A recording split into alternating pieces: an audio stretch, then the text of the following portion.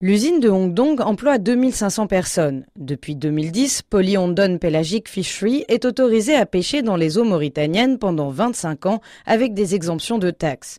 Pour William Bourdon, président de l'ONG Sherpa, le marché n'est pas juste. Tout le monde se réjouit qu'une usine soit construite et que des emplois soient créés, mais si la contrepartie de la création de quelques centaines d'emplois, c'est de dilapider, de vendanger une partie des ressources halieutiques et par conséquent des ressources publiques de Mauritanie, ça reste un marché de dupes, ça reste un marché en trompe-l'œil. Il y a un climat corruptif en Mauritanie. Quand un contrat est extrêmement déséquilibré au détriment du pays signataire et qu'il apparaît contraire à l'intérêt général, il est quasi certain que ce déséquilibre s'explique par des avantages occultes clandestins. Harouna Ismaël Lebaye est le président de la FNP, la Fédération nationale de la pêche.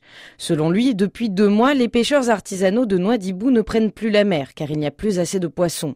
À cela s'ajoute une cohabitation souvent difficile avec les pêcheurs chinois. Souvent, il y a des conflits de zonage. Souvent, les pirogues de la pêche artisanale déposent leur matériel de pêche dans une zone où les Chinois viennent détruire leur matériel de pêche. Presque 30 à 40% du parc artisanal est en arrêt. Donc, il y a un manque de poissons. Est-ce que c'est en rapport direct avec la société chinoise? Je pense qu'elle a une grande part de responsabilité. Le gouvernement assure que l'accord avec Polyhondon Pelagic Fishery respecte les quotas de pêche nationaux. Mohamed El Hafed est directeur de la programmation et de la coopération au ministère de la Pêche. Ils ont un quota annuel de pêche de 100 000 tonnes de pélagique.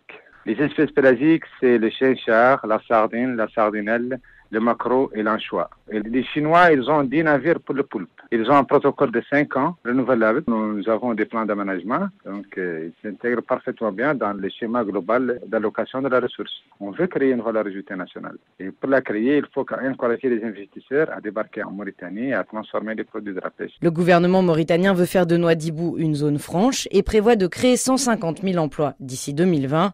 Aujourd'hui, la pêche représente un tiers des emplois en Mauritanie, mais 42% de la population vit toujours sous le seuil de pauvreté.